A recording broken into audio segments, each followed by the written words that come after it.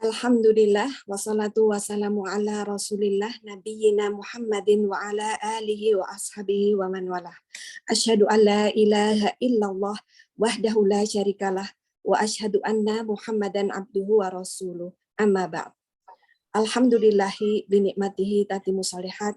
Segala puji hanya milik Allah yang dengan segala nikmatnya segala kebaikan menjadi sempurna. Hadirin jamaah rahimakumullah, selamat bergabung di kajian rutin Islam Majelis Taklim Tazkiyatun Nafs. Alhamdulillah di kesempatan pagi hari ini di hari Kamis 3 Dzulhijjah 1444 atau 22 Juni 2023, insya Allah segera kita ikuti kembali dalam kajian ilmiah Islamiyah via Zoom dari pembahasan rutin, pembahasan kitab Penyucian Jiwa dalam Islam, karya Dr. Ahmad Farid, Hafizahullah Ta'ala. Pada kali ini kita udah sampai di Taubat, part 3 ya Ustadz ya? Iya, Bu. Ya, insya Allah segera akan disampaikan oleh guru kita, Al-Ustadz Ahmad Bazir, Hafizahullah Ta'ala, yang alhamdulillah sudah bergabung dengan kita. Semoga koneksi jaringan lancar sampai di akhir acara nanti. Semoga senantiasa dalam kemudahan Allah Ta'ala. Seperti biasa kita akan kami sediakan sesi tanya jawab di akhir sesi nanti. Bagi yang ingin bertanya bisa disampaikan secara langsung dengan raise hand atau bisa disampaikan di room chat atau dengan bisa dikirimkan via WA ke admin kami. Nomor WA nanti kami share di chat. Dan bagi yang berhalangan join kajian live Zoom pada pagi hari ini atau ingin memurojaah kajian, insya Allah nanti bisa menyimak di channel YouTube Majelis Taklim Tazkiyatun Nafs. Baiklah, tidak untuk bersingkat waktu, silakan Ustadz untuk menyampaikan bimbingannya. Tafadhol Maskurah. Bismillah. Assalamualaikum warahmatullahi wabarakatuh. Innal hamdalillah nahmaduhu wa nasta'inuhu wa nastaghfiruh wa natubu ilayh wa na'udzu billahi min shururi anfusina wa min sayyiati a'malina. May yahdihillahu fala mudilla lahu wa may yudlil fala hadiya lahu. Asyhadu an la ilaha illallah wahdahu la syarika lahu wa asyhadu anna Muhammadan 'abduhu wa rasuluh. Salawatullahi wa salamuhu alaihi نبينا وحبيبنا محمد صلى الله عليه وعلى آله وصحبه وسلم. قال الله تعالى في كتابه الكريم: يا أيها الذين آمنوا اتقوا الله حق تقاته ولا تموتن إلا وأنتم مسلمون. أما بعد. Ikhwani wa akhwati fiddin, rahimani wa rahimakumullah, saudara-saudariku sekalian, yang semoga Allah tabaraka wa taala selalu diberikan keberkahannya oleh Allah tabaraka wa taala. Alhamdulillah, kita bersyukur kepada Allah tabaraka wa taala atas segala limpahan karunia dan nikmat yang Allah berikan kepada kita semua. Sehingga pada kesempatan yang berbahagia ini Allah Subhanahu wa taala masih terus melimpahkan berbagai macam nikmat karunia kepada diri kita semua, sehingga kita dapat mengikuti kajian rutin kita, kajian online kita, membahas tentang kitab Al-Bahr Ar-Ra'iq fi Zuhdi war Raqa'iq, kitab tentang Tazkiyatun Nafs, kitab tentang penyucian jiwa, pembersihan hati, karya dari Syekh Dr. Ahmad Farid, hafizahullah ta'ala. Kita berdoa kepada Allah Azza wa Jalla, semoga Allah selalu berikan ilmu yang bermanfaat kepada diri kita ketika kita mengkaji ilmu seperti ini. Allahumma amin. Salat dan salam semoga tercurah kepada Rasulullah sallallahu alaihi wasallam, Nabi akhir zaman, Nabi yang telah membawa kita dari zaman kejahilian, dari zaman kebodohan, dari zaman keterasingan akan ilmu, menuju zaman yang terang menerang akan ilmu syar'i, itu zaman sunnah. Ma'asyar muslimin wa muslimat, rahimani wa rahimakallah, melanjutkan mabahas kita, masih pembahasan tentang at-taubah, bertaubat kepada Allah Azza wa Jalla. Kemarin sudah kita bahas di antara keutamaan taubah. Apa saja fadilah-fadilah, keutamaan-keutamaan yang akan didapatkan ketika kita kembali kepada Allah Azza wa Jalla dengan istighfar dan taubat kepadanya. Dan kita mengetahui bersama bahwa manusia memang tempatnya salah, tempatnya dosa, tempatnya lupa. Namun ingat, manusia yang terbaik bukanlah manusia yang tidak pernah berbuat dosa. Nggak ada manusia yang tidak berbuat dosa. Akan tetapi manusia yang terbaik adalah manusia yang ketika dia berbuat kesalahan, dia berbuat dosa, maka dia langsung bersegera untuk bertaubat kepada Allah Azza wa Jalla dengan sebenar-benar taubat, atau kita kenal dengan taubatan nasuha. Jadi ini manusia terbaik, subhanallah. Ketika dia berbuat kesalahan, berbuat dosa, langsung segera diiringi dengan taubat kepada Allah Tabaraka wa Ta'ala. Dan Allah Azza wa Jalla menyuruh diri kita untuk bertaubat dengan taubatan nasuha. Allah Azza wa Jalla berfirman di dalam surat At-Tahrim, surat ke-66 ayat ke-8.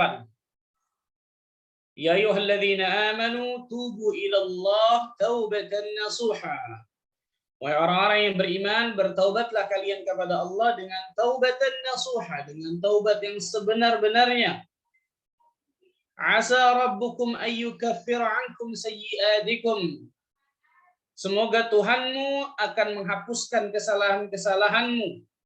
Wa yudkhilakum jannatin tajri min tahtihal anhar.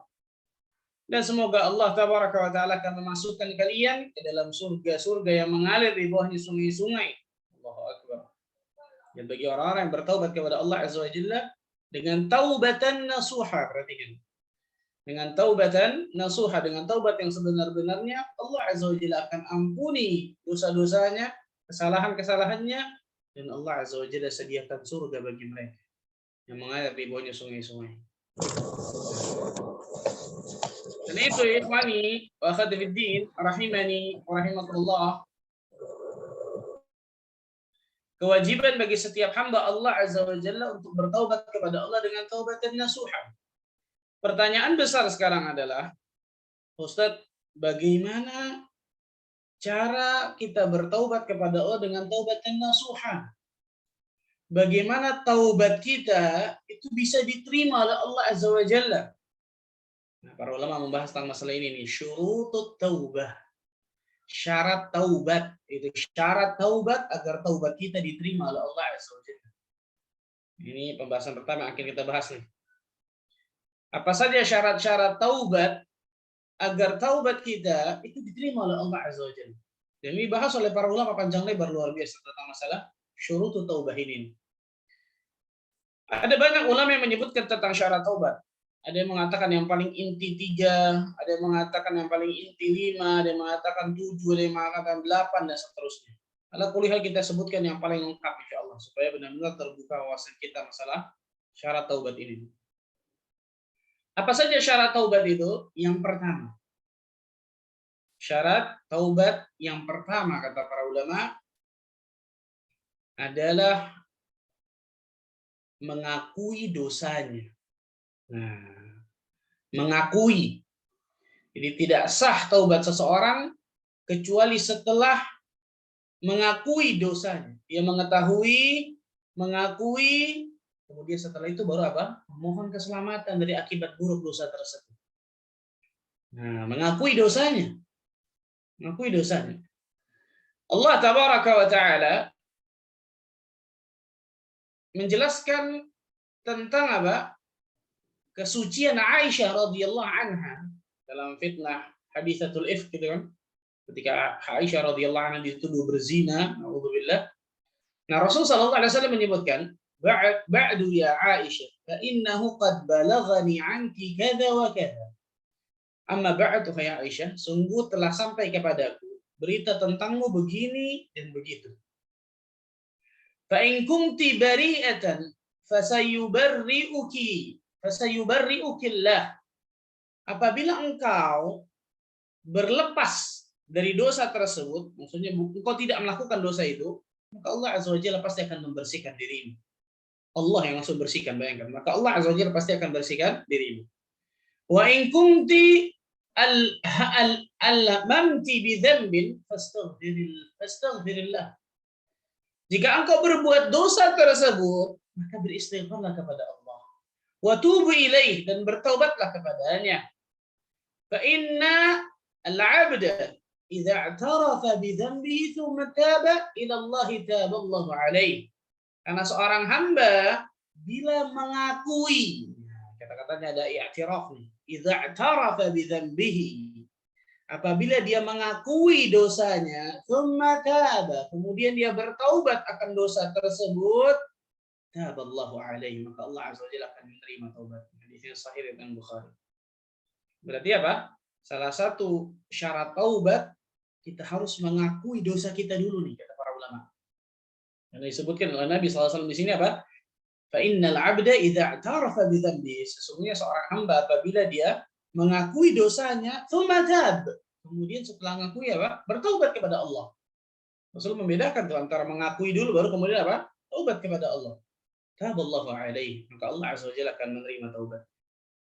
Ini syarat taubat yang pertama. Karena kalau orang nggak ngakui dia berbuat dosa, repot ini. Betul ya? Kalau dia tidak mengakui, dia tidak menyadari, dia tidak mengetahui dia berbuat dosa, ya repot, subhanallah. Karena ada orang seperti itu, ikhwan. Ada orang seperti itu. Dia salah, subhanallah. Tapi masih berkelit, tahu ya? Berkelit ke sana kemari, ke sana kemari. Orang salah, akui dosanya, minta maaf, kan gitu. Taubat, istighfar, perbaiki keadaan ke depannya, selesai. Jangan malah apa? Cari pembenaran supaya dirinya yang benar kok. Gak bakal taubat orang ini nih, repot nih. Mengakui dosanya. Perhatikan baik-baik. Ya Allah, saya hamba-Mu yang banyak dosa, ya Allah. Saya telah melakukan dosa tersebut, ya Allah. Lihat ketika apa? Seorang wanita yang datang kepada Nabi SAW untuk dirajam. Kenapa? Ya Rasulullah SAW, qad zanaitu fatahhirni. Wahai Rasul sallallahu alaihi wasallam, sungguh aku telah binasa, aku telah melakukan zina, fatahhirni, maka sucikan diri.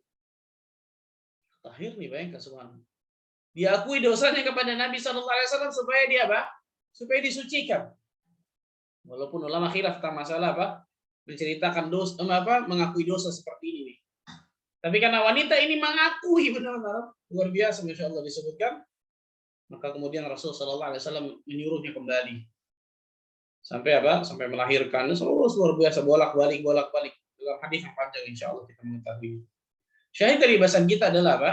Yang paling pertama, syarat taubat itu harus mengakui dosanya, kata para ulama.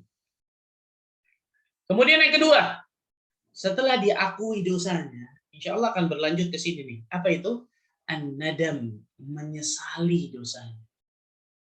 Nah, kalau orang nggak mau mengakui dosanya, gimana cara nyesalnya? Kan gitu ya?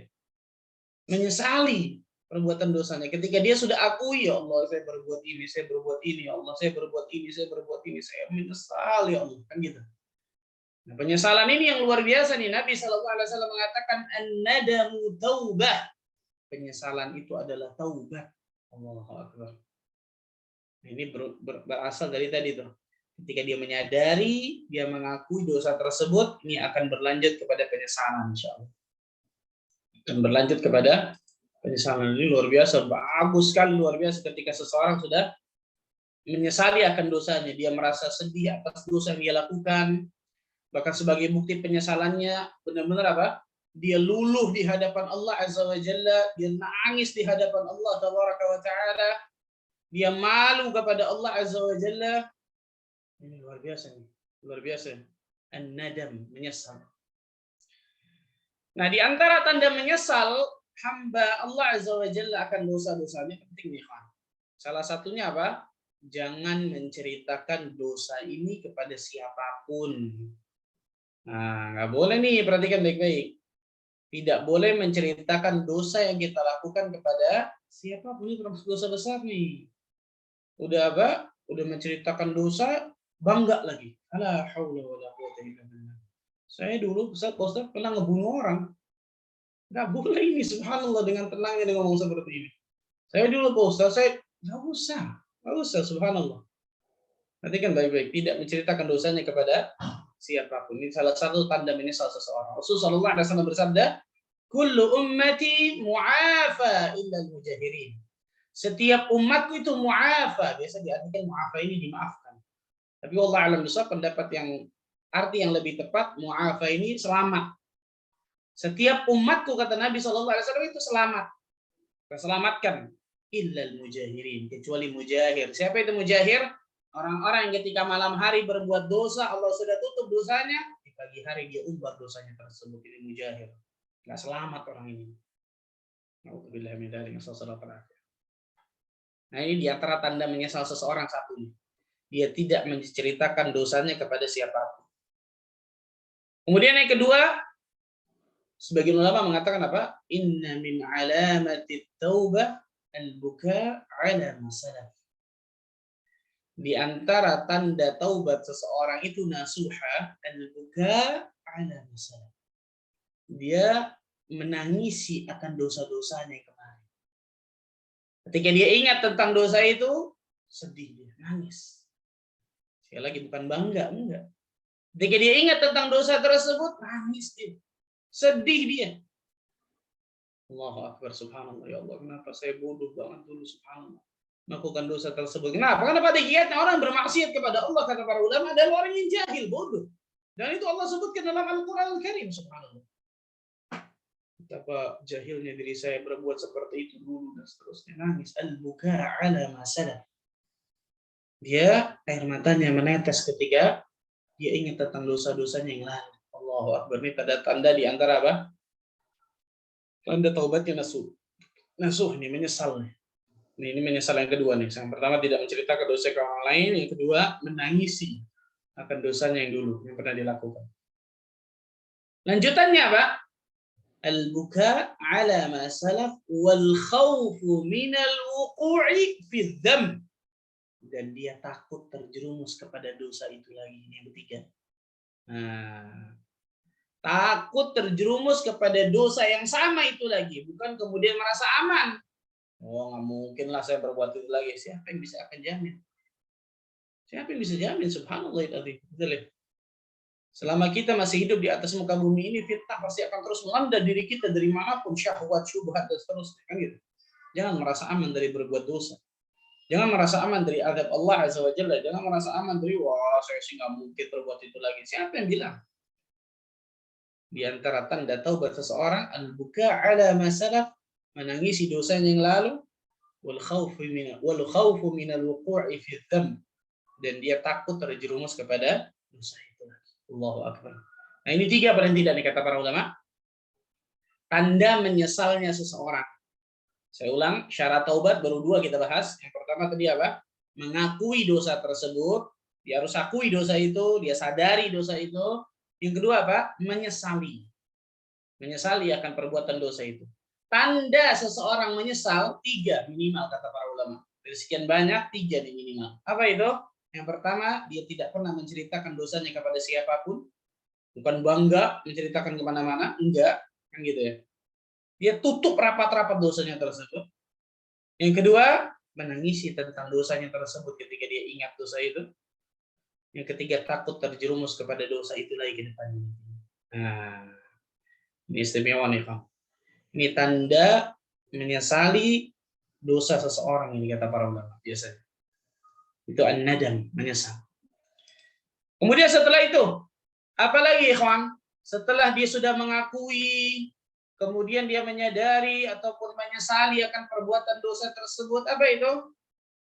Maka dia lanjutkan dengan al-iqla', meninggalkan perbuatan dosa itu. Berhenti dan meninggalkan perbuatan dosa itu. Nah, ini penting nih, kawan. Karena ada orang nyesel, berhenti enggak? Ninggalin perbuatan dosa itu enggak? Al-iqla', meninggalkan. Berhenti, stop. Detik itu langsung berhenti, meninggalkan perbuatan maksiat itu.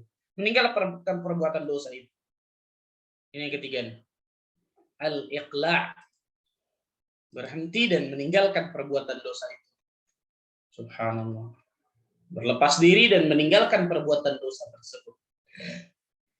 Allah Tabaraka wa Ta'ala berfirman di dalam surat Ali Imran ayat ke-135. Ma'ruf, luar biasa ayat ini. وَالَّذِينَ إِذَا فَعَلُوا فَاحِشَةً أَوْ ظَلَمُوا أَنفُسَهُمْ ذَكَرُوا اللَّهَ فَاسْتَغْفَرُوا لِذُنُوبِهِمْ وَمَنْ يَغْفِرُ الذُّنُوبَ إِلَّا اللَّهُ وَلَمْ يُصِرُّوا عَلَى مَا فَعَلُوا وَهُمْ يَعْلَمُونَ. Nah, di antara syarat orang-orang yang bertakwa pada Allah disebutkan dalam ayat ini dari ayat 133 itu terus 134, 135, 136. Ini ciri-ciri orang yang bertakwa pada Allah. Salah satunya 135 nih.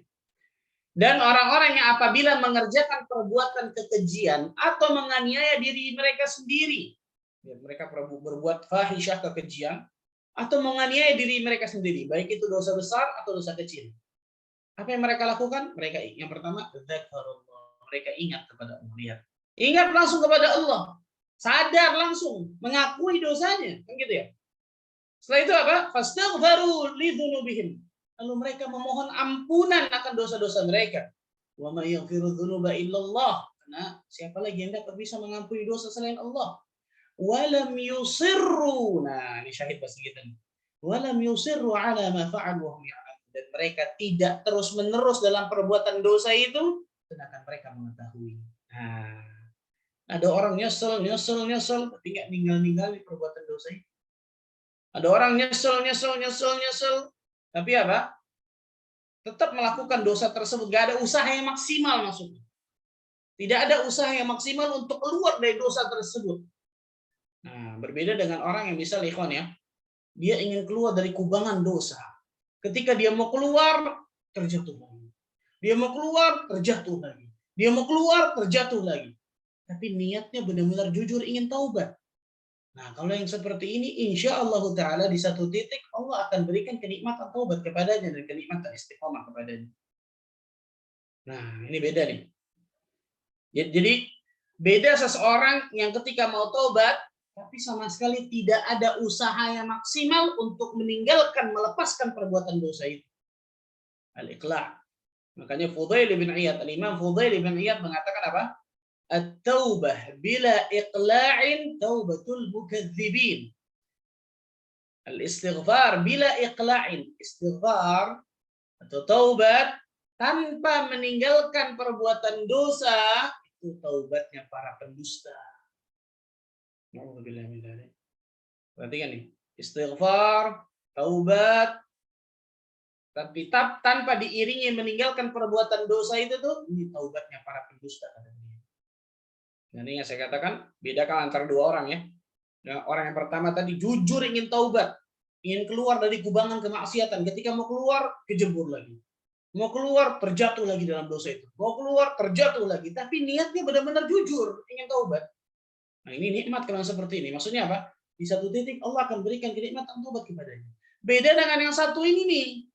Oh iya, saya mau taubat nih, tapi nggak ada usaha sama sekali. Atau nggak ada usaha yang maksimal untuk menjauhi perbuatan dosa itu. Dia tetap aja dalam perbuatan dosa itu, nggak ada usaha yang maksimal. Ini bahaya. Ini bahaya nih yang kedua. Na'udzubillah min dzalik. Taubatul mukadzibin. Taubatnya para pendusta. Na'udzubillah min dzalik. Dan ini disebutkan oleh Imam Fudail bin Iyad tentang masalah ini. Kemudian yang selanjutnya dari syurut taubah, syarat taubat yang selanjutnya kata para ulama, setelah dia mengakui perbuatan dosanya tersebut, setelah dia menyesali perbuatan dosanya dengan syarat-syarat penyesalan, setelah dia meninggalkan perbuatan dosa itu, berhenti kemudian meninggalkan perbuatan dosa itu, setelah itu apa? Al-azmu, berazam, bertekad kuat untuk tidak mengulangi dosa itu. Harus ada tekad kuat, ikhwan. Bertekad kuat untuk tidak mengulangi dosa tersebut di masa akan datang. Nah, ini diantara buah taubat ini. Kalau taubatnya jujur kepada Allah Azza wa Jalla, maka dia akan mendapatkan kenikmatan ini nih. Allah Azza wa Jalla akan berikan keistiqomahan kepadanya yang saya katakan tadi nih. Kalau memang tekadnya kuat, azam, karena orang yang ingin naik kelas pasti Allah uji biasanya kan gitu. Jika orang ini telah mengatakan saya bertaubat, kemudian apa? Dia kemudian azam, bertekad kuat untuk tidak mengulangi perbuatan maksiat di satu hari nanti. Nah, ini taubatnya orang yang benar. Taubatnya orang yang benar, subhanallah. Karena ada orang taubat cuma sementara. Kenapa? Dia hanya ingin mencari momen yang tepat aja untuk melakukan lagi dosanya tersebut. Ini repot nih, auzubillah. Berarti nggak ada tekad kuat untuk bisa meninggalkan perbuatan dosa itu. Nah, ini kalau sekarang momennya belum tepat. Kalau sekarang kayaknya jangan deh, bahaya nih. Ntar aja deh. Ini kan bahaya subhanallah seperti ini nih. Tapi harus apa? Azam, harus tekad kuat untuk tidak mengulangi perbuatan dosa itu. Perhatikan ya, bukan tidak pernah berbuat dosa itu lagi selamanya. Oh, ini berat banget, luar biasa. Ini makanya para ulama tidak ada yang memasukkan syarat taubat berarti tidak pernah berbuat dosa itu lagi selamanya dalam hidupnya. Tidak ada. Tidak ada syarat taubat seperti itu. Yang ada ini azam, azmu, bertekad kuat untuk tidak mengulangi perbuatan dosa itu lagi ke depannya.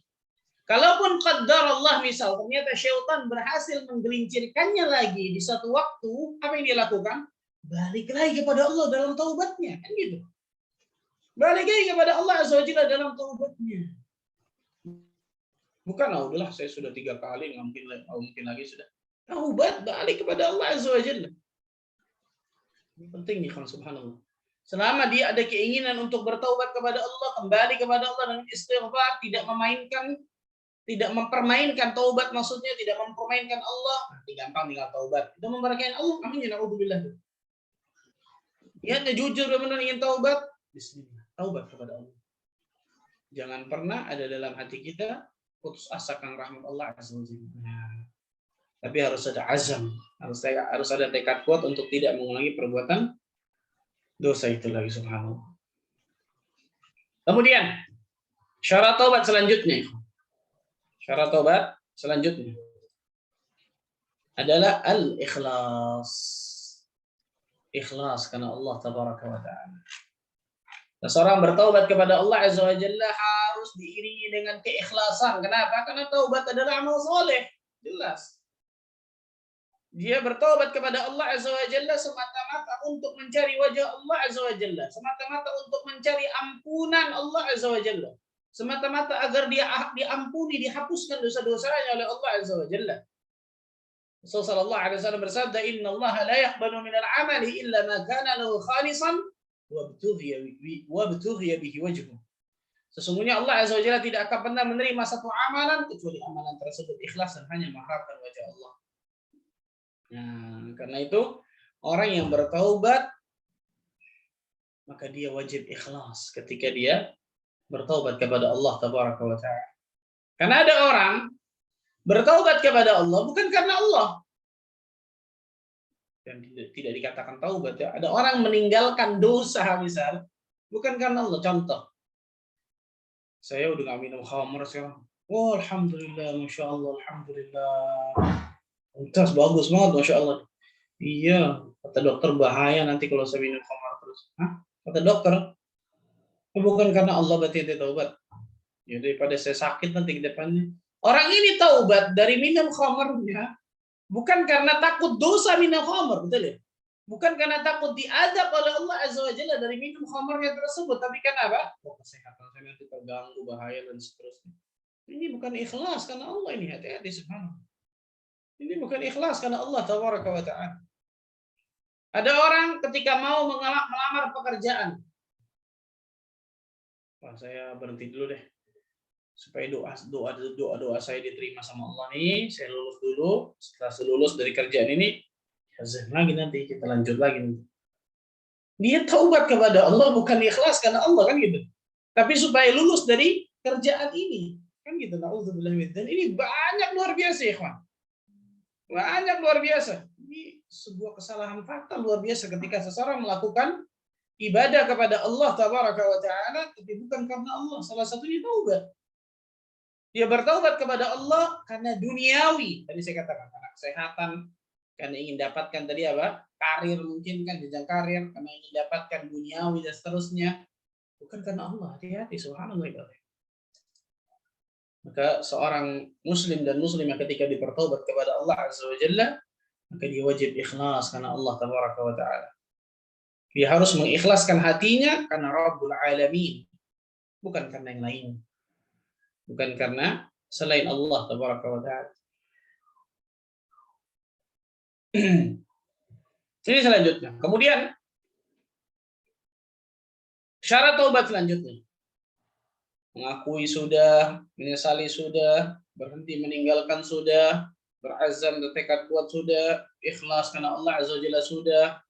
Apalagi setelah itu, taubat dilakukan pada masa diterimanya taubat. Maksudnya apa? Waktunya masih ada. Karena ada taubat-taubat manusia yang ternyata waktunya sudah habis. Karena tidak ada dua sisi nih, ada dua waktu paling tidak. Yang pertama kapan itu? Sebelum nyawa itu di kerongkongan. Sebelum datang kematian kepada dirinya. Allah tabaraka wa ta'ala berfirman di dalam surat An-Nisa. An-Nisa. Dalam surat An-Nisa surat keempat ayat 18. Ayat 18. وَلَيْسَتِ التَّوْبَةُ لِلَّذِينَ يَعْمَلُونَ السَّيِّئَاتِ حَتَّى إِذَا حَضَرَ أَحَدَهُمُ الْمَوْتُ قَالَ إِنِّي تُبْتُ الْآنَ. Dan tidaklah taubat itu diterima Allah dari orang-orang yang mengerjakan keburukan hingga apabila datang ajal salah seorang di antara mereka, barulah mereka mengatakan, ini tubtul an, sekarang nih aku mau taubat ya Allah. Allah sudah. Ketika kematian datang kepadanya, saya mau taubat ya Allah. Contohnya siapa? Fir'aun. Saya beriman kepada Tuhannya Bani Israil. Sudah ditenggelamkan oleh Allah Subhanahu pada laut merah, sudah telah. Nah, ini tubtul an. Walalladzina yamutuna wa hum kuffar. Sedang mereka di dalam kekufuran mereka, ulaika a'tadna lahum 'adzaban alima, maka bagi mereka kami sediakan siksa yang sangat pedih. Nauzubillah min dzalik. Ini waktu pertama ketika seseorang bertaubat sudah enggak diterima sama Allah Azza wa Jalla. Waktu bagi diri seseorang, tinjauan dari pelaku dosa itu sendiri ketika sakaratul maut itu sudah ada pada dirinya. Dalam hadis dikatakan, innallaha yaqbalu taubatal 'abdi ma lam yugharghir. Sesungguhnya Allah Azza wa Jalla akan menerima taubat seorang hamba selama nyawanya belum diterangkong, selama belum sakratul maut. Nah, subhanallah.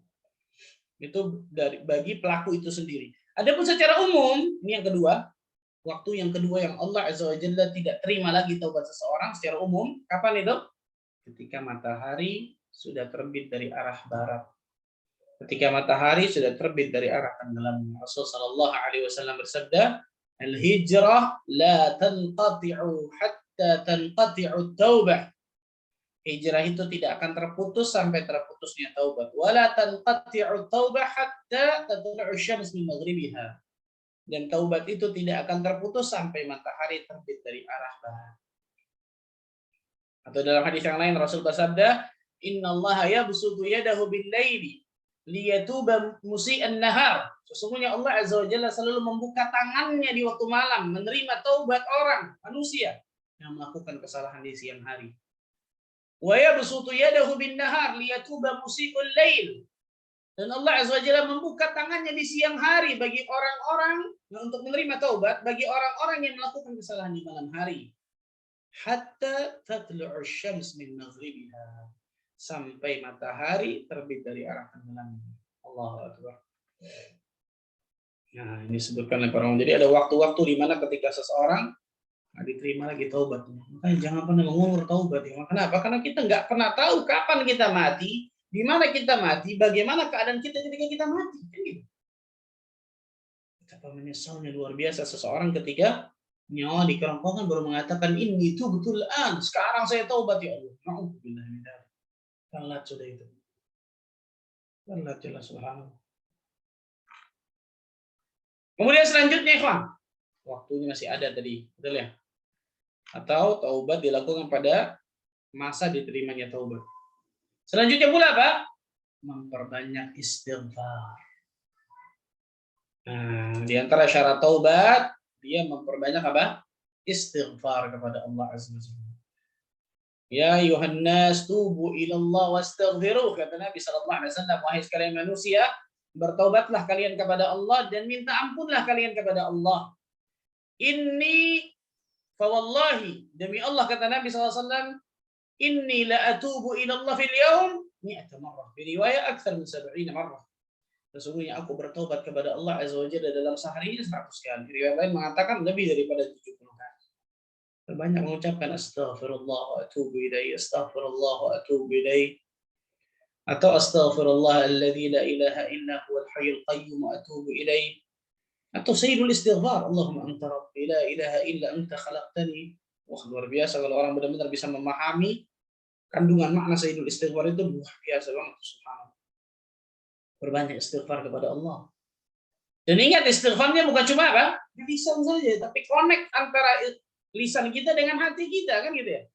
Kita ingat tentang dosa-dosa kita, kita pikirkan tentang dosa-dosa kita, lisan kita mengucapkan astagfirullah wa atubu ilaih. Dengan itu air mata itu gampang nangis itu semua. Bukan hanya dengan astagfirullah, astagfirullah, astagfirullah, astagfirullah. Tapi tidak apa? Hatinya nggak menyadari tentang dosa-dosanya, dia tidak menyadari bahwa dia seorang pendosa. Pikirannya tidak mikirkan tentang dosa-dosanya yang kemarin, kan gitu. Ya, sulit yang istighfar seperti ini memberikan efek positif kepada dirinya. Na'udzubillah. Kemudian selanjutnya, ikhwan, di antara syarat taubat selanjutnya, beramal saleh setelah bertaubat. Nah, ini penting nih, ikhwan. Beramal saleh setelah bertaubat. Kemarin sudah kita bahas banyak banget ayat luar biasa menyebutkan setelah orang taubat ngapain? Iman, amal saleh. Iman, ilmu, amal saleh, kan gitu. Memperbaiki diri dan seterusnya. Karena jelas di antara syarat taubat ketika setelah orang bertaubat kepada Allah, amalannya pasti berubah, kan gitu. Amalannya pasti berubah. Bukan kemudian ketika dia taubat nggak ada amal saleh bagi dirinya. Ini bahaya, na'udzubillah. Salah satunya Allah Azza wa Jalla berfirman dalam surat Ali Imran ayat 89. Surat Ali Imran ayat 89. Illa alladhina tabu min ba'di dzalika wa aslahu fa innallaha ghafurur rahim. Kecuali orang-orang yang bertaubat. Kata-kata illa alladhina tabu ya.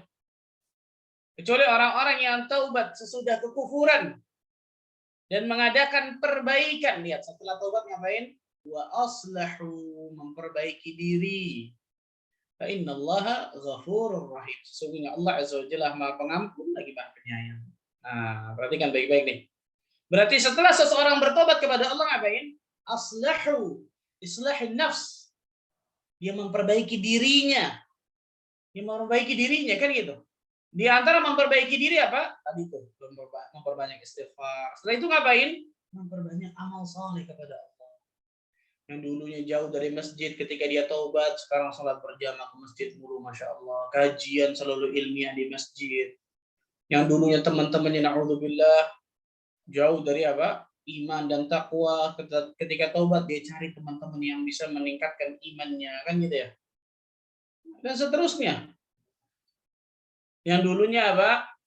Kerjaannya di klub-klub malam dan seterusnya, sekarang kelihatannya di kajian, sekarang kelihatannya di bantu-bantuin orang untuk dakwah sosial mungkin, kan gitu. Oh, ini luar biasa, masya Allah nih. Bukan setelah dia taubat sholat ketika ada, karena ada begitu ya. Contoh orang ketika masuk ke dalam Islam mu'allaf, setelah itu apa? Sholat juga Senin Kamis, itu deh. Ketika masuk Islam di KTP-nya dong Islam. Kenapa? Mau nikah. Karena mau nikah, jadi masuk Islam, kan gitu. Tapi setelah itu nggak pernah nuntut ilmu, nggak pernah beramal saleh, ini salah, subhanallah. Atau tadi saya katakan, dia sudah muslim, dulunya maksiat dan seterusnya, taubat. Ketika taubat, nggak pernah nuntut ilmu, nggak pernah memperbaiki dirinya dari iman dan amal saleh, kan gitu. Ini salah kalau yang seperti ini. Setelah dia taubat kepada Allah Azza wa Jalla, amalannya harus berubah. Dari amal keburukan jadi amal saleh. Innal hasanat yudhibna sayyi'at. Karena sesungguhnya amal-amal saleh kebaikan itu akan menghapuskan dosa-dosa keburukan. Nah, dia berarti harus ada islahun nafs. Dia harus memperbaiki dirinya. Memperbaiki dirinya. Dan ini nanti kita akan sebutkan di antara tanda taubat seseorang itu diterima oleh Allah. Salah satunya ini kata para ulama, islahun nafs. Dia mengiringi taubatnya dengan apa? Islah, memperbaiki dirinya, mengadakan perbaikan untuk dirinya. Dia memperbaiki dirinya. Setelah dia bertobat kepada Allah, ini salah satu tanda taubat seseorang diterima. Disebutkan oleh para ulama tentang masalah ini. Kemudian selanjutnya, ikhwan, setelah itu Ini semuanya ya. Sudah berapa tuh? 8 ya? 7, 8 subhanallah. Kurang lebih 8 malah. Itu syarat-syarat taubat. Perhatikan, itu semua taubatnya. 6 ya Ustadz ya? Hah? Kan tadi bukannya 616 maksud saya, apa saya yang salah pengertian ya Ustadz? Yang Kan pertama, ada 6 kan tobat yang dilakukan pada masa diterimanya tobat. Nah itu ada subnya gitu ya, sebelum kematian, terus ketika matahari terbit dari arah barat itu sendiri itu masuk di 6. yang terakhir enggak, yang terakhir itu melakukan. Yang terakhir kan ini ya, beramal soleh setelah bertobat. Ya. Itu poin sendiri atau masuk di poin 6? Oh, poin sendiri. Afwan kalau mau dikoreksi ya. 8 ya Ustaz? 8 ya Ustaz? Sudah 8 ya. Sudah 8. Ya. Oh, 8. Jadi yang 7 yang ini ya Ustadz ya, ketika matahari terbit. Lah. Saya ulang nih. Yang pertama mengakui dosanya. Betul? Ya. Mengakui dosanya. Yang kedua adalah an-nadam, menyesali akan dosa tersebut. Iya. Yang tanda menyesal tadi saya sebutkan 3, betul? Ya. Berhenti. 3 setelah menyesali Al-inla, meninggalkan dosanya tersebut. Ini 3. Ya. Meninggalkan dosanya tersebut. Berhenti, tinggalin. Ya. Yang keempat, al-azmu, azam untuk tidak mengulangi perbuatan dosa itu di masa yang akan datang. Yang kelima, apa yang Ikhlas. Ikhlas kan gitu. Ikhlas kepada Allah Azza wa Jalla. Yang keenam, apa yang keenam? Istighfar lakukan Azza wa Jalla. jika waktunya masih ada. Yang ketujuh, taubat itu dilakukan pada masa diterimanya taubat. Oh, jadi yang keenam yang ini 7 ya Ustaz yang taubat. Yang ke-8 baru ini. Yang ke-8 adalah apa? Melakukan amal saleh. 8 nih. Yang keenam apa ya Ustaz tadi ya? Yang keenam ikhlas, yang kalau nggak salah tadi. 5 Ustaz ikhlas. 5 ikhlas. Yang keenam istighfar kepada Allah. Istighfar. Saya 6 ikhlas, 7 bertaubat Ustaz. 7 istighfar. Yang keenam tadi apa berarti, Bu? Dilakukan ketika waktunya masih ada. Karena ikhlas harus ada keikhlasan karena Allah. Iya, 6. Itu 7. Oh, yang 7 berarti yang Taubat dilakukan saat waktunya masih ada. Yang ke-7. Ya, itu yang 6. Oh, jadi 7 istighfar ya? Oh iya. Iya. 7 istighfar. Baik. 8 memperbanyak istighfar. 8 memperbanyak amal soleh. Nah, memperbanyak istighfar yang 8. enggak, memperbanyak amal soleh. Amal soleh. Oh iya. Iya, amal soleh. Berarti itu saya salah di 6.4 tuh 8 ya. Disesuaikan di chatnya salah. Baik Ustadz. Itu 8 poin yang disebutkan oleh para ulama. Semuanya itu antara dosa hamba dengan Rabb-nya. Nah, berarti kan 8-8-nya itu kan antara dosa seorang hamba kepada Rabb-nya. Kalau dosa hamba kepada makhluk ditambah 1. Apa itu? Diselesaikan di dunia. Yang ke-9 nih. Yang ke-9 kalau dosa sesama makhluk. Karena kalau 1 sampai 8 itu dosa hamba kepada Rabb-nya. Dilakukan kalau dosanya kepada Allah, dilakukan 8 itu selesai. Tapi kalau dosanya sama makhluk, dosanya sama hamba juga, dia harus lakukan juga yang ke-9. Diselesaikan di dunia. Minta kehalalannya mungkin, minta maaf, kan gitu ya. Datang kepadanya dan seterusnya. Ini kepada hamba nih, kepada makhluk nih. Orang yang mungkin kemudian punya hutang dulunya, hilang subhanallah bertahun-tahun. Dia taubat kepada Allah Azza wa Jalla, samperin datangin. Waduh, malu bosan. Ya kalau nggak malu ketemu di hari kiamat nanti. Kan gitu ya. Datang. Telepon saya dulu, nggak tahu ilmunya dan seterusnya. Saya tahu ternyata hutang ini berbahaya dan seterusnya. Bahkan orang yang mati syahid pun tidak bisa masuk ke dalam surga kecuali kalau ada ketika ada hutangnya. Samperin kan gitu, saya ingin bayar insya Allah, tapi saya bayar ke cicil insya Allah semampu saya, kan gitu ya. Datang, bukan hilang. Alhamdulillah min dzalik. Ditagih galakan dia, subhanallah, wala haula wala quwwata illa billah. Orang yang mungkin pernah zalimin orang lain, datang minta maaf, kan gitu ya. Datang minta maaf kepada orang tersebut. Ini dosa hamba kepada hamba kepada makhluk. Tambah 1. Ini yang ke-9 disebutkan oleh para ulama tentang masalah ini. Syurutut taubah, syarat-syarat taubat. Nah, banyak diri kita dari satu sisi ini yang ke-9 nih. Dari satu sisi yang ke-9 ini, dosa kepada makhluk dari sisi ini ya, satu sisi ini lebih berat daripada dosa kepada Allah. Sisi apa itu? Sisi bahwa Al-Khaliq Allah Azza wa Jalla itu Maha Pengampun. Sedangkan manusia belum tentu memaafkan dosa kita. Nah, ini penting nih, perhatikan baik-baik nih. Ini penting. Belum tentu manusia maafkan dosa kita. Kalau ternyata kita bisa datang nih, saya minta maaf ya, saya pernah zalimin Anda dulu dan seterusnya. Enggak. Kita ketemu di hadapan Allah nanti di hari kiamat. Bayangkan itu hak dia. Di satu sisi ini berat nih. Betul ya? Allah Maha Pemaaf, sedangkan makhluk bukan Maha Pemaaf. Tidak. Manusia apa? Bukan Maha Pemaaf, beda sama Sang Khalik. Kita bertaubat kepada Allah Azza wa Jalla ketika kita berbuat dosa kepada Allah, bersimpuh hitungan menit Allah bisa ampuni. Bahkan hitungan detik Allah bisa ampuni, subhanallah. Tapi kepada makhluk belum tentu makhluk itu maafkan. Nah, dari satu sisi ini bahaya nih. Karena itu jangan pernah berbuat dosa kepada siapapun, baik itu kepada Allah ataupun kepada makhluk. Jangan pernah anggap remeh. Nah, banyak kita lihat kaum muslimin yang meremehkan kepada makhluk ini, yang hati zalim kepada manusia dan seterusnya. Ini bahaya, subhanallah. Man kanat mazlamatun li akhihi falyatahallalhu minhu al-yawm. Barang siapa yang mempunyai kezaliman kepada saudaranya, maka halalkan sekarang di dunia. Qabla an la yakuna dinaran wala dirham. Sebelum dinar dan dirham itu enggak berguna di hari kiamat. Enggak ada dinar, enggak ada dirham, enggak ada dolar, enggak ada rupiah, enggak ada ATM, enggak ada, sama sekali enggak ada. Adanya cuma dua. Apa itu? Al-hasanat aw as-sayyi'at. Pahala dan dosa. Imma pahala kita diambil oleh orang yang kita zalimin tersebut. Subhanallah. Diambil pahala kita, diambil pahala kita, diambil pahala kita. Nauzubillah min dzalik. Pahalanya habis. Ternyata yang ngantri orang yang dia zalimin banyak, luar biasa. Baik itu dengan tangannya atau dengan lisannya. Salah satu dengan lisan contohnya apa? Riba. Hati-hati itu merusak kehormatan manusia, itu riba tuh, macam-macam. Yang ngantri banyak ternyata, masih banyak nih. Pahalanya habis. Gimana caranya? Allah Azza wa Jalla akan memberikan dosa-dosa orang yang dizalimi diberikan kepada dirinya, wa tuliha fin nar. Dilemparkan orang ini ke neraka. Nasallallahu alaihi wasallam. Subhanallah.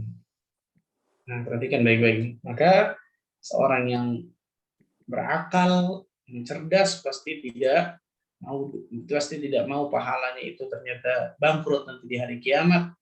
Pasti tidak mau dosa-dosa orang yang dia zalimi kemudian diberikan kepada dirinya. Maka kewajiban dirinya untuk selalu apa? Untuk selalu menjaga dirinya. Hati-hati. Juga masalah lisan ya biasanya. Tangan juga sebenarnya, tapi lisan biasanya kelihatan lebih sering kan gitu. Menyakiti orang dengan lisan kita, mungkin menghibah orang lain, memfitnah orang lain, mengadu domba orang lain. Ini hati-hati, subhanallah. Nggak mudah yang seperti ini, subhanallah. Nah, di antaranya masalah apa nih? Orang-orang yang korupsi ini, Allah, saya bingung itu gimana coba tuh. Korupsi uang negara misalnya, dia harus kembalikan itu, nggak sembarangan uang negara, berarti uang rakyat itu. Mencuri harta, dia harus kembalikan ketika taubat. Orang yang mencuri itu kan berarti mencuri orang lain, misalnya barang orang lain. Bahkan berarti kan dia harus kembalikan kan kepada pemiliknya tersebut. Nah, kalau orang tadi itu korupsi uang negara, yang punya aset negara ini kan pada hakikatnya rakyat kan gitu. Wah, berarti gimana? Subhanallah. Alhamdulillah min dzalik. Masallallahu alaihi. Ini disebutkan oleh para ulama tentang masalah ini. Subhanallah. Nah, ini diantara syarat-syarat taubat yang bisa dijalani bagi seorang muslim dan muslimah ketika dia ingin bertaubat kepada Allah. Ada orang bertanya, Pak Ustadz, ketika dia taubat apakah dia harus sholat taubat? Jawabannya tidak harus, tapi hukumnya sunnah. Tapi hukumnya apa? Sunnah. Dari hadis yang sahih yang diriwayatkan Imam Abu Dawud, At-Tirmidzi, Ibnu Majah, disahihkan oleh Syekh Al-Albani rahimahullahu taala hadis ini dari Abu Bakar As-Siddiq radhiyallahu taala anhu arba. Rasul sallallahu alaihi wasallam bersabda, "Ma min 'abdin yudhnibu dzamban." Tidaklah seorang hamba melakukan satu dosa. Fayuhsinu tuhur, kemudian ia bersuci dengan baik. Thumma yaqumu fayusalli rak'atain, kemudian dia berdiri salat 2 rakaat. thumma yastaghfirullah. Kemudian dia minta ampun kepada Allah Azza wa Jalla. Subhanallah. Illa ghafarahullahu lahu. Kecuali Allah Azza wa Jalla akan mengampuninya. Thumma qara'a hadhihi al-ayah, kemudian Rasulullah SAW membacakan firman Allah tadi dalam surat Ali Imran 135, walladzina idza fa'alu fahishatan aw zalamu anfusahum dzakarullah fastaghfaru li dzunubihim.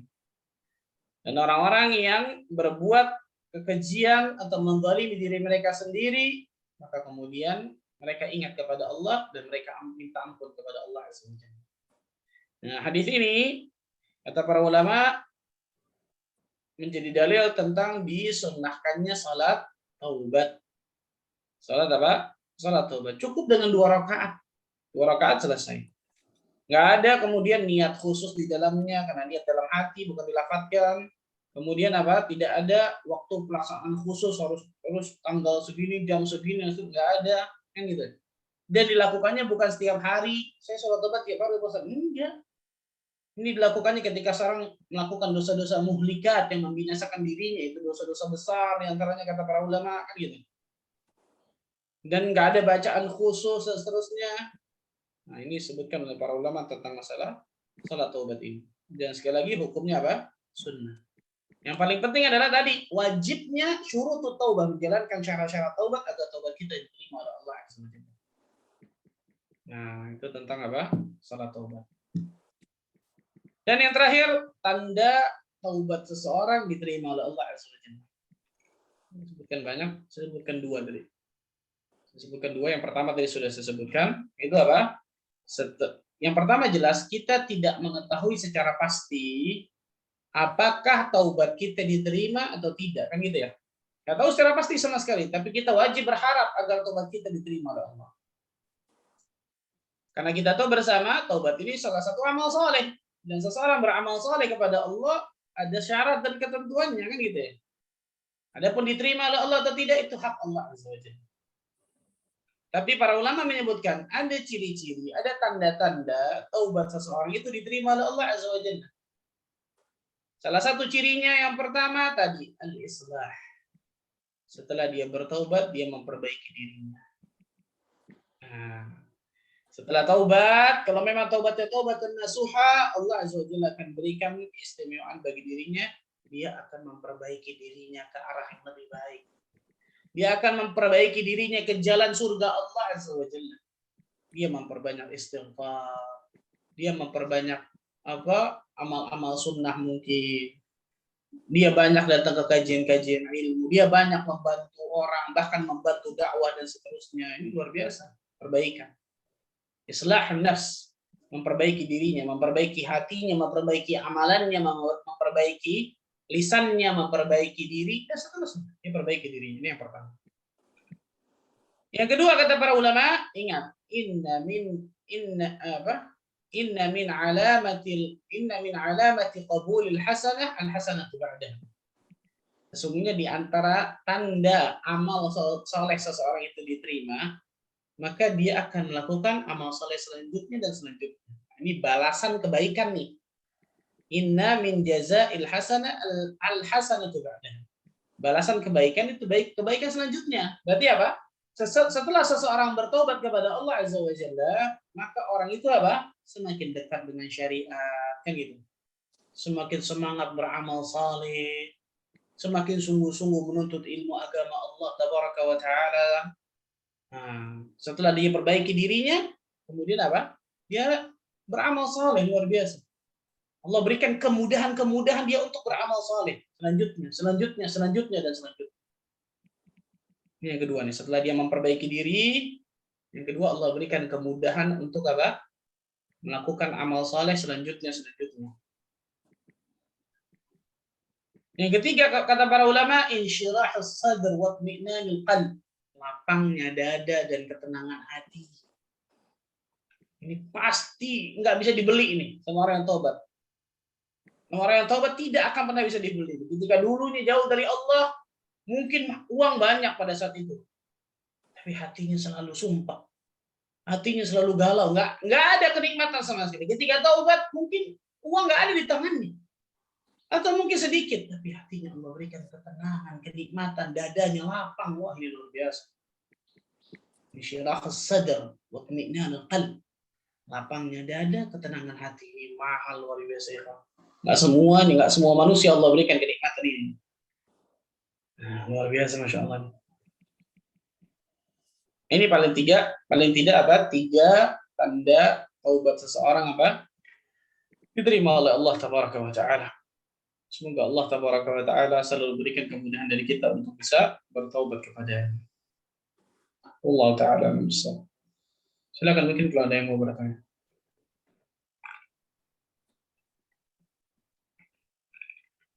Ada Ustadz, sudah ada masuk 1, sebentar saya baca Ustadz. Assalamualaikum warahmatullahi wabarakatuh. Ustadz, izin bertanya, kadang-kadang suka lupa habis berbuat dosa dan suka bercerita kepada orang lain. Suka lupa dan suka menangis dan menyesali perbuatan dosa. Contoh berbuat syirik dan namimah. Bagaimana solusi yang sudah berbuat dosa menyesal tetapi masih berbuat juga dan susah meninggalkan, tetapi sudah minta ampun, bertekad kuat, berazam untuk tidak berbuat lagi. Tidak berbuat lagi ini apa maksudnya? Tidak berbuat lagi dosa. Tidak berbuat dosa lagi, menceritakannya. Tapi masih berjalan ya Ustaz. Nah, itu saya. Wallah alam bissawab. Itu yang saya katakan tadi, al-iqla', meninggalkan perbuatan dosa, dimasukkan oleh para ulama salah satu syarat agar taubat kita diterima oleh Allah Azza wa Jalla. Salah satu syarat agar taubat kita diterima oleh Allah adalah meninggalkan perbuatan dosa. Dan saya katakan tadi ada 2 jenis manusia. Nah, ada orang yang jujur ingin taubat kepada Allah Azza wa Jalla, benar-benar jujur ingin taubat, hatinya benar-benar takut akan perbuatan dosa itu, tapi dia terkalahkan oleh hawa nafsunya. Sehingga ketika dia ingin keluar dari kubangan kemaksiatan, kubangan dosa itu, tercebur lagi. Ingin keluar lagi, tercebur lagi. Ingin keluar lagi, terjatuh lagi. Tapi niatnya benar-benar jujur ingin taubat. Nah, di satu titik kata para ulama yang seperti ini, Allah Azza wa Jalla akan berikan kenikmatan taubat dan kenikmatan istiqamah. Jujur kepada Allah ya. Dia jujur kepada Allah Azza wa Jalla ingin taubat kepada Allah. Yang kedua, ada orang apa ketika dia ingin berbuat dosa, gampang lah, nanti tinggal taubat. Dia tahu nih, ini nggak boleh dosa nih. Kita tinggal taubat lah. Ini nggak masuk nih, hati-hati nih. Auzubillahi min dzalik. Gampang, kita tinggal taubat lah. Ini mempermainkan dosa nih, hati-hati. Semua menganggap remeh dosa ini bahaya banget, subhanallah. Nah, kita tidak tahu ketika kita melakukan dosa tersebut, apakah Allah berikan taufik kita untuk kembali kepadanya dengan istighfar dan taubat, atau Allah biarkan kita dalam keburukan itu. Ini hati-hati, subhanallah. Karena kata para ulama, jangan pernah menganggap remeh apa? Perbuatan dosa dan kemaksiatan kepada Allah Azza wa Jalla, kedurhakan kepada Allah. Maka lihat tadi, orang yang tadi ketika melakukan lagi dan seterusnya. Kenapa bisa seperti itu kan gitu? Kenapa bisa seperti itu? Apa kemudian memang jangan-jangan na'udzubillah taubatnya cuma di lisan saja, tidak sampai ke hatinya kan gitu ya? Tidak jujur dalam hatinya dia ingin taubat kepada Allah Azza wa Jalla sehingga Allah nggak berikan kemudahan dia untuk taubat. Hati-hati, subhanallah. Hati-hati. Baik dia melakukannya atau menceritakannya. Menceritakan ini kebiasaan kalau menceritakan biasanya. Ya, harus dijaga, subhanallah. Harus dijaga benar-benar. Pester kalau perlu mulutnya kan gitu. Jangan sampai apa? Kebiasaan kalau menceritakan ini kebiasaan nggak boleh, subhanallah, syaitan ini. Nah, hati-hati, subhanallah.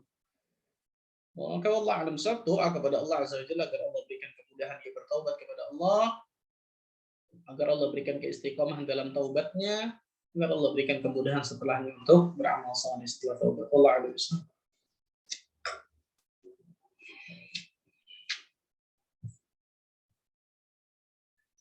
Silakan Bu. Maafan, lupa ini Ustadz masih lanjut. Terima kasih Ustadz atas jawabannya. Semoga menjadi pencerah bagi penanya. Pertanyaan berikutnya, bagaimana cara bertobat jika semasa hidup orang tua kita sering menyakiti mereka? Saat ini kedua orang tua sudah meninggal. Nah, yang pertama, saya nasihatkan kepada diri saya dan kepada kita semua, bahwa penyesalan itu di belakang. Ingat baik-baik. Penyesalan itu di akhir. Dulu ketika orang tua masih ada, nggak pernah nurut, membantah, mengangkat suara, dan seterusnya. Ketika meninggal, sekarang baru sadar, bingung. Bagian ulama, atau salah satu ulama, ibunya meninggal, nangis luar biasa. Kenapa?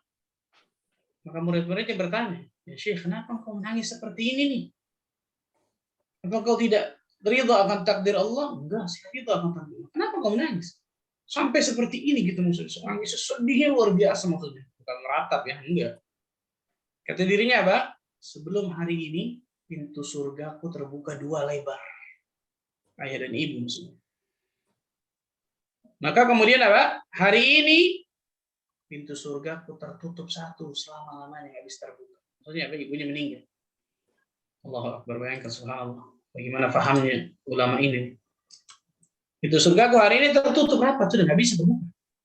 Dan aku tidak tahu dari 1 pintu yang masih terbuka ini aku bisa masuk surganya. Allahu Akbar. Rasulullah SAW bersabda apa? Walid awsatu abwabil jannah.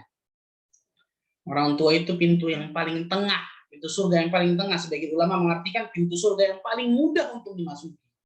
Kalau pintu surga paling mudah nggak kita bisa masukin, terus pintu yang mana lagi? Salah satunya orang tua. Hati-hati, subhanallah. Jangan pernah menyesal luar biasa. Dan ini saya dapatkan yang orang seperti ini bukan 1-2 ini. Bukan 1-2 luar biasa nih. Nyesalnya luar biasa ketika orang tua sudah meninggal. Ketemu 1 orang, subhanallah, 40 bertahun-tahun selek sama ayahnya. Sehingga dia nggak bawa anaknya berarti cucu ayahnya kan gitu, ke rumah ayahnya 2 atau 3 tahun.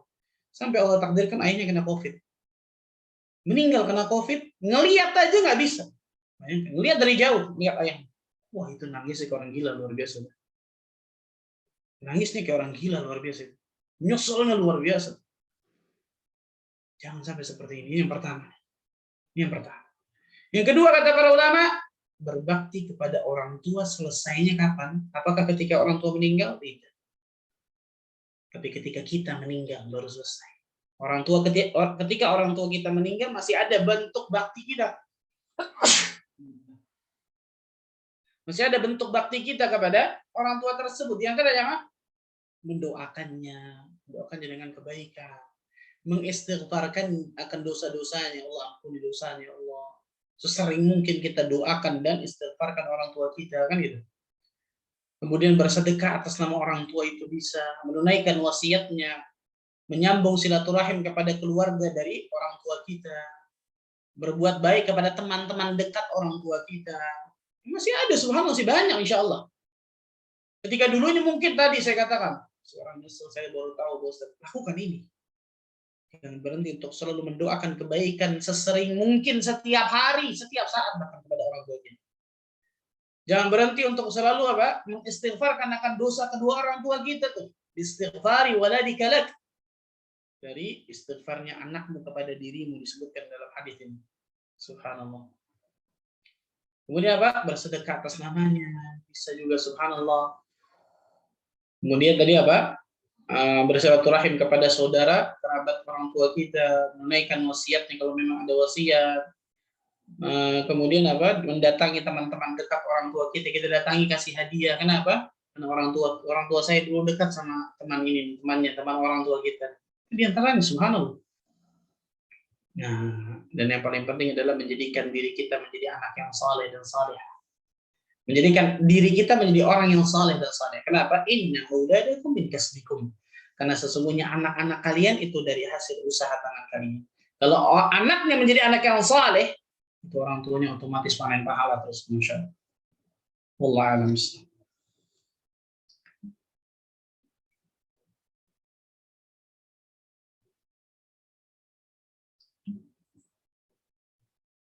Silakan Bu. Mati ya. Afwan Ustaz. Assalamualaikum warahmatullahi wabarakatuh. Ustadz, saya mau bertanya, pada sujud dalam sholat, apakah boleh kita minta ampun dan bersyukur pada Allah? Jazakallah khair, Ustadz. Jelas boleh, subhanallah. Kenapa nggak boleh? Dan bukan hanya sujud terakhir, ingat ya, saya ingatkan ya. Berdoa, minta ampun, bukan hanya sujud terakhir, tapi di setiap sujud, kapanpun sujud itu. Baik itu sholat sunnah ataupun sholat wajib. Aqrabu ma yakun la'abdu min rabbih wa huwa sajidun fa'akthirud du'a. Sedekat-dekatnya seorang hamba kepada Rabbnya adalah ketika dia dalam keadaan sujud, maka perbanyaklah doa. Dalam riwayat lain, fajtahidu fid du'a, maka bersungguh-sungguhlah dalam doa. Maka ketika sujud sangat dianjurkan kita untuk apa? Memperbanyak doa, beristighfar kepada Allah Azza wa Jalla, bertaubat akan dosa-dosa kita, sangat luar biasa. Tapi ingat, ini dilakukan ketika kita sholat sendiri. Nah, maksudnya apa? Jangan karena saya lihat banyak salah nih, imam sudah naik misalnya atau sudah duduk ini masih sujud lama, ini nggak boleh seperti ini. Innama ju'ilal imamu liyutamma bihi. Sesungguhnya dijadikan imam itu untuk diikuti. Imam langsung imam takbir, kita takbir. Imam ruku, kita ruku. Imam sujud, kita sujud. Imam duduk di antara dua sujud, kita duduk di antara dua sujud, dan seterusnya. Tapi kalau kita sholat sunnah sendiri, sholat malam sendiri, silahkan. Lamakan sujud, setiap sujud silahkan. Allah a'lam. Jadi boleh ya Ustadz ya? Bismillah, izin bertanya Ustadz, ada titipan pertanyaan, maaf di luar tema. Bolehkah kita berkurban tapi kita masih memiliki hutang yang sama nilainya dengan membeli kurban? Mana yang harus kita dahulukan? Apakah membayar hutang terlebih dahulu atau berkurban? Jelas jawabannya hutang. Jelas jawabannya apa? Hutang, dengan syarat hutangnya tersebut memang sudah jatuh tempo ya, karena ada hutang seseorang, misal dia hutangnya belum jatuh tempo, misal hutangnya masih lama nih, jatuh temponya misal di bulan Muharram misal, atau Safar atau Rabiul Awal. Sekarang dia mau, sekarang saya mau ini dulu lah, saya mau korban dulu, boleh dia, karena belum jatuh tempo. Tapi kalau sudah jatuh tempo, ini kebanyakan kita nih Pak, hutang tapi nggak pakai akad, ini salah nih, perhatikan baik-baik. Allah Azza wa Jalla menyuruh kita, ayat paling panjang dalam Al-Quran itu tentang ayat masalah apa? Tentang piutang. Disuruh tulis, ada saksinya dan seterusnya kan gitu. Kapan ingin bayar dan seterusnya, ada temponya. Itu Allah sebutkan itu kan gitu, subhanallah. Nah kita nggak tahu bos temponya, nggak tahu. Ini repot kalau seperti ini. Ala kulli hal, kalau misalnya nggak tahu temponya kapan, tapi udah lama hutangnya, bayar hutangnya. Jelas itu kewajiban dulu. Kewajiban dulu harus apa? Selesaikan hutangnya. Tapi kalau tadi saya katakan belum jatuh temponya, masih lama, kemudian dia yakin ketika jatuh tempo dia insya Allah tetap bisa bayar, silahkan berkorban. Gitu. Wallahualam. Pertanyaan berikutnya, Assalamualaikum warahmatullahi wabarakatuh. Ustadz, izin bertanya, saya pernah dengar dari Ustadz lain, kalau kita sudah minta maaf, tapi orang yang kita zolimi tidak memaafkan, berarti itu urusan dia sama Allah. Sedang urusan kita dengan dia sudah selesai. Dia yang berdosa karena tidak memaafkan kita. Saya orang yang dizolimi dengan difitnah sangat keji, dan orang-orang terus menuduh saya terus akibat fitnah tersebut, padahal tidak benar. Dan sulit buat saya memaafkan orang itu, karena orang tua saya jadi ikut menderita. Dan yang memfitnah cuma bilang maaf, iya saya khilaf, tanpa rasa bersalah dan menyesal. Mohon pencerahannya. Jazakallah khair Ustadz. Nah, yang pertama, orang yang minta maaf itu bukan berarti sekali datang minta maaf, maafkan ya.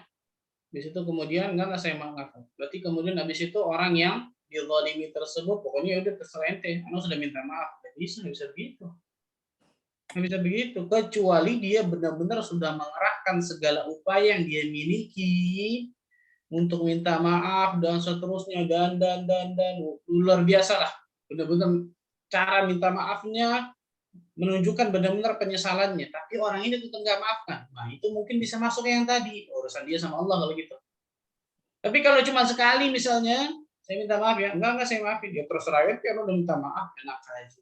Nggak bisa begitu. Siapa suruh ente cari masalah? Kan gitu. Siapa suruh ente cari masalah sama manusia? Kan gitu. Hak dia loh, macam-macam masalah itu. Kecuali tadi yang pertama saya katakan, orang itu benar-benar menyesal, datang lagi minta maaf 2 kali, mungkin bawa hadiah dan seterusnya. Ini lain cerita mungkin. Allah Azza wa Jalla pasti akan melihat kesungguh-sungguhan orang dalam minta maaf, kan gitu.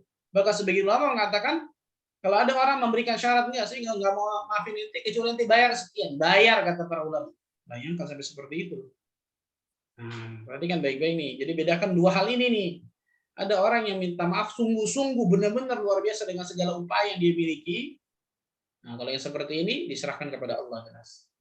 Tapi kalau ada orang yang tadi itu cuma sekali datang, habis itu kemudian enggak saya nggak maafin. Ya udah terus urusan apa minta udah minta maaf nggak bisa enak aja. Siapa suruh itu jadi masalah? Kan gitu. Itu yang pertama. Yang kedua, saya nasihatkan kepada ibu tadi yang bertanya, siapa ibu saya nggak tahu. Kepada yang bertanya, ingat, di dalam Al-Qur'anul Karim itu nggak ada perintah untuk minta maaf, tapi yang ada perintah itu untuk memberikan maaf. Nah, untuk memberikan apa? Maaf. Kenapa? Karena meminta maaf itu sudah menjadi kewajiban bagi orang yang salah, fitrah manusia. Kalau salah, minta maaf, kan gitu. Nggak pakai disuruh. Tapi memberi maaf pilihan, betul, sahih pilihan. Tapi Allah Azza wa Jalla menyebutkan berbagai macam keutamaan fadilah luar biasa ketika dia memberikan maaf kepada manusia. Bagi yang bertanya bisa nonton video Al-Ustadz Al-Fadhil, Ustadz Firanda Andirja tentang 20 alasan mengapa saya memaafkan orang. Wah, itu luar biasa. 20 keutamaan yang akan didapatkan ketika kita memaafkan manusia. Allah Azza wa Jalla akan ampuni, maafkan dosa-dosa kita. Allah Azza wa Jalla akan berikan ketenangan dalam kehidupan kita. Wah, luar biasa. 20 bayangkan. Ketika beliau menjelaskan risalah Ibnu Rajab Al-Hambali itu. YouTube buka Ustadz Firanda 20 alasan mengapa memaafkan, kalau nggak salah judulnya. Mengapa memaafkan orang lain. Kenapa?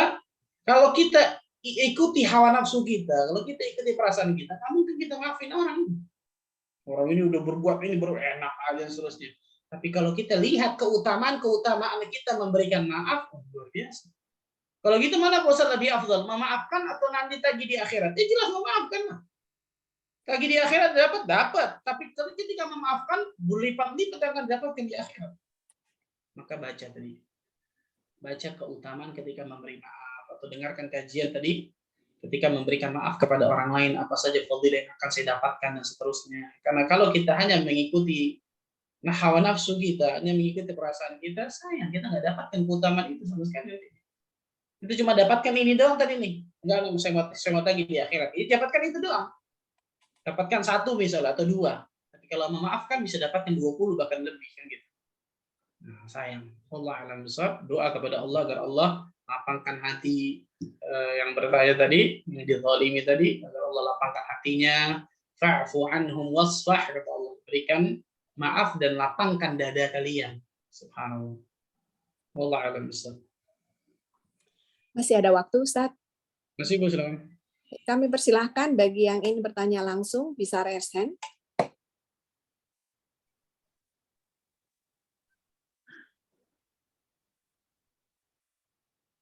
Ustadz, ini ada titipan pertanyaan dari teman. Bagaimana kalau kita itu membatin gitu ya Ustadz, pada seseorang, misalnya, dia kok ujub gitu, dia riya, dia ini. Nah, itu kita dosa atau enggak Ustadz? Nah, yang pertama nggak usah. Merasa bahwa kita itu jadi apa lebih baik dari dia gitu Ustadz maksudnya nih. Nah, yang pertama nggak usah ngurusin orang. Ini yang pertama. Hidup kita akan bahagia ketika kita tidak kepoin orang. Dan hidup kita akan sengsara ketika kita selalu kepoin orang lain. Nanti kan baik-baik ini. Nggak mungkin seorang Allah berikan kebahagiaan kalau tadi itu hatinya tuh. Nggak akan pernah bahagia tuh. Syaitan akan masukkan dalam di hati kita selalu seperti itu. Ngapain ngurusin orang? Dosa-dosa kita aja belum tentu Allah ampuni pada hari kiamat. Sibukkan dengan diri kita. Rasul sallallahu alaihi wasallam mengatakan wabki ala khati'atik. Tangisilah dosa-dosamu. Titik. Jangan sibukkan dengan apa? Dosa orang lain nggak akan selesai sampai hari kiamat, nggak kelar itu, subhanallah. Nggak usah sibukkan. Dengan apa? Dosa orang lain, si fulan begini, begini, sudah khalas. Doakan mereka, semoga Allah berikan hidayah kepada mereka. Dan mudah-mudahan saya nggak seperti itu. Selesai. Kan gitu ya? Itu yang pertama. Yang kedua, Gimana kita bisa tahu dia ria, dia ini, padahal ternyata itu amalan hati semua kan gitu.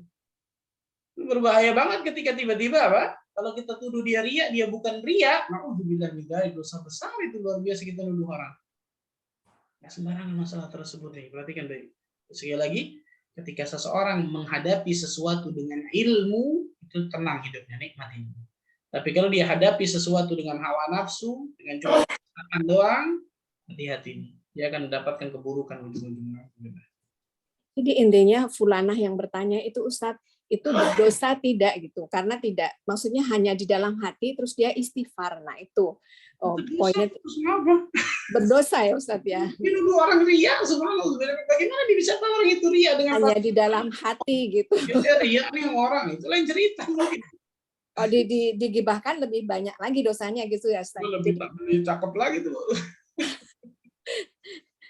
Iya, iya. Baik Ustaz, ada pertanyaan masuk Ustaz.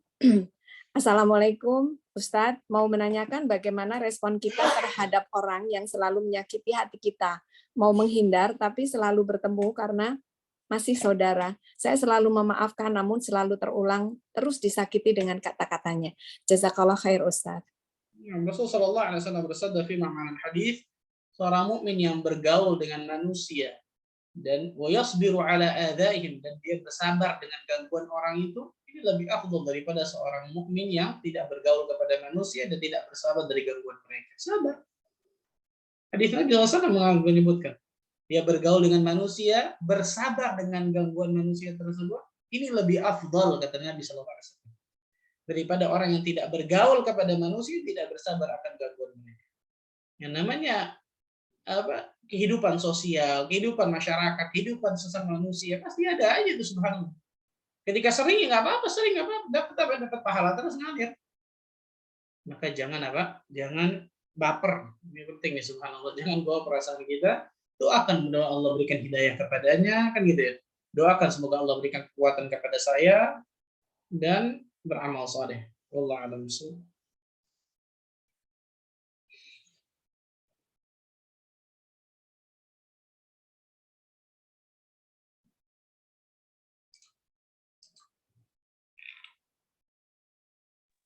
Afwan Ustadz.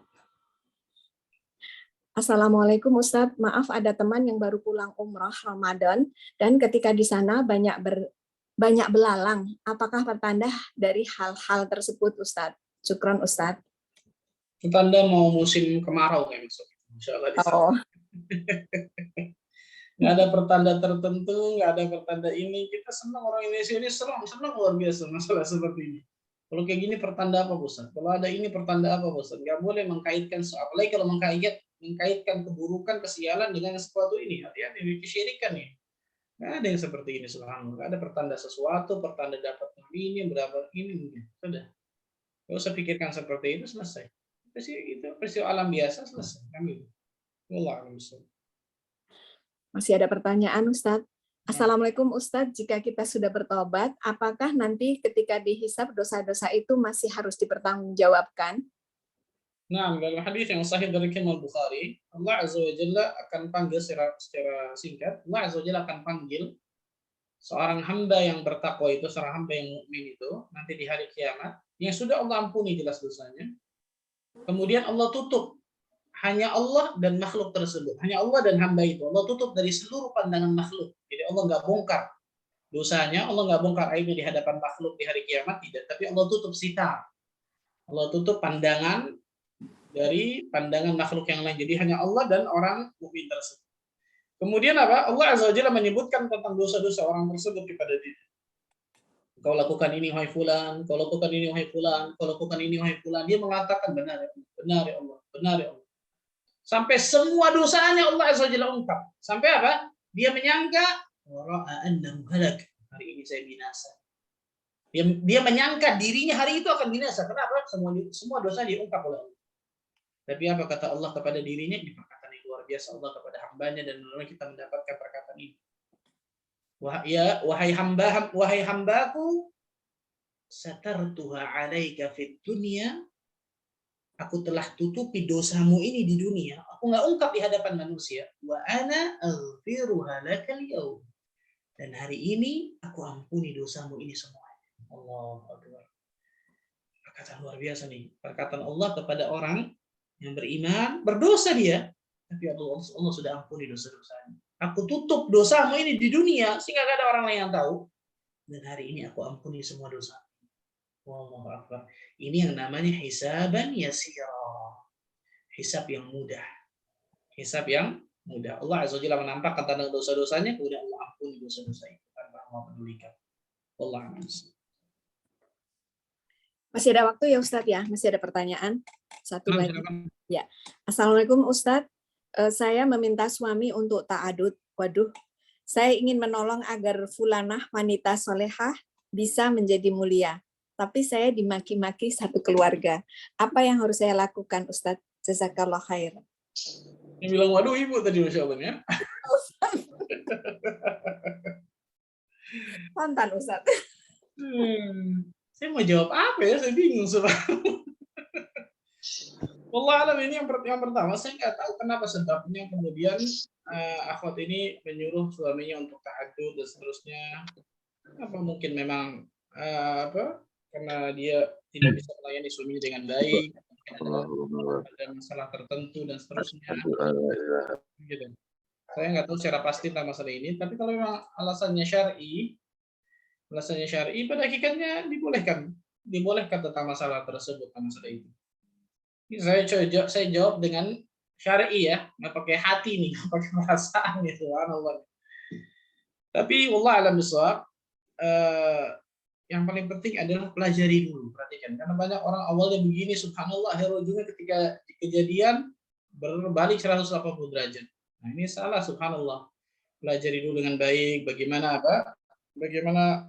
bahwa ta'adud itu seperti apa fikihnya dan seterusnya, bagaimana dengan seorang suami, bagaimana seharusnya seorang istri seperti itu. Harus mempelajari benar dengan baik supaya ketika menjalankannya benar-benar di atas al-haq, benar-benar di atas kebaikan. Nah, banyak ternyata kita lihat yang seperti ini tapi tidak menjalankannya di atas kebaikan, akhirnya yang salah Yang salah ta'adudnya, padahal mungkin oknum kan gitu. Padahal mungkin oknum. Kita mengetahui bersama yang namanya poligami, ta'adud itu hukum Allah Azza wa Jalla, hukum Allah dan Rasul dan masalah ini. Tapi banyak dicoreng oleh para pelakunya yang ternyata tidak menjalankannya dengan benar kan gitu. Tidak menjalankannya di atas ilmu, tidak menjalankannya di atas ketakwaan kepada Allah, tidak menjalankannya di atas rasa takut kepada Allah Azza wa Jalla. Pelajari. Suami istri pelajari dengan baik, dengan benar, sebelum dia menjalankannya, istikharah kepada Allah Azza wa Jalla, doa, semoga Allah berikan yang terbaik kepadanya. Wallahu a'lam bishawab. Itu mungkin saya jawab secara umum ya. Nah, tadi ada terlewat satu pertanyaan ya Ustadz ya, sebentar. Silakan Bu. Iya. Assalamualaikum warahmatullahi wabarakatuh. Assalamualaikum ilaikum. Afwan Ustadz, izin bertanya, bagaimana cara agar terhindar dari maksiat? Jazakallah khair. Kajian 2 jam lagi, Bu. Subhanallah, ini panjang. Ada banyak insya Allah kiat-kiat agar terhindar dari maksiat. Insya Allah Ta'ala mungkin kita akan bahas khusus nanti ini, sesi khusus mungkin tentang masalah tersebut. Kiat-kiat agar terhindar dari maksiat ada puluhan insya Allah, tapi yang paling terpenting adalah berusaha dengan semaksimal mungkin dan berdoa kepada Allah Azza wa Jalla. Berusaha dengan semaksimal mungkin menjauhi kemaksiatan dan dosa tersebut, doa kepada Allah Azza wa Jalla agar Allah selamatkan kita dari kemaksiatan itu. Itu singkatnya insya Allah. Tapi ada puluhan, dan bagus juga nanti insya Allah kita jadikan kajian khusus tentang masalah kiat-kiat menghindari dosa dan kemaksiatan. Allah alam bisawab, itu mungkin yang saya bisa sampaikan ya. Semoga Allah tabaraka wa ta'ala berkahi pertemuan kita. Semoga Allah tabaraka wa ta'ala jadikan diri kita termasuk golongan hamba-hamba Allah yang selalu Allah berikan hidayah taufik untuk meniti siratal mustaqim sampai nantinya Allah Azza wa Jalla wafatkan diri kita semua dalam keadaan husnul khatimah. Subhanakallah bihamdika, asyhadu an la ilaha illa anta astaghfiruka wa atubu ilaik. Assalamualaikum warahmatullahi wabarakatuh. Waalaikumsalam warahmatullahi wabarakatuh. Syukran jazakallah khairan atas bimbingannya Ustadz. Semoga menjadi ilmu yang bermanfaat bagi kita semua, menjadikan amal perbuatan. Saya izin live ya. Jazakallah khair. Baik Ustadz. Assalamualaikum warahmatullahi wabarakatuh. Waalaikumsalam warahmatullahi wabarakatuh.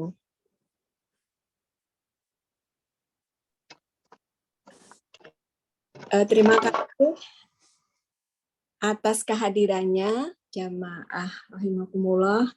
Kami atas nama panitia Mohon maaf bila ada khilafnya, dan kami menunggu lagi di kajian berikutnya. Insya Allah di bulan Juli, di Kamis pekan kedua dan keempat. Wabillahi taufiq wal hidayah. Wassalamualaikum warahmatullahi wabarakatuh. Waalaikumsalam warahmatullahi wabarakatuh. Terima kasih panitia. Sama jazakumullah khair. Jazakallahu khair. Jilif.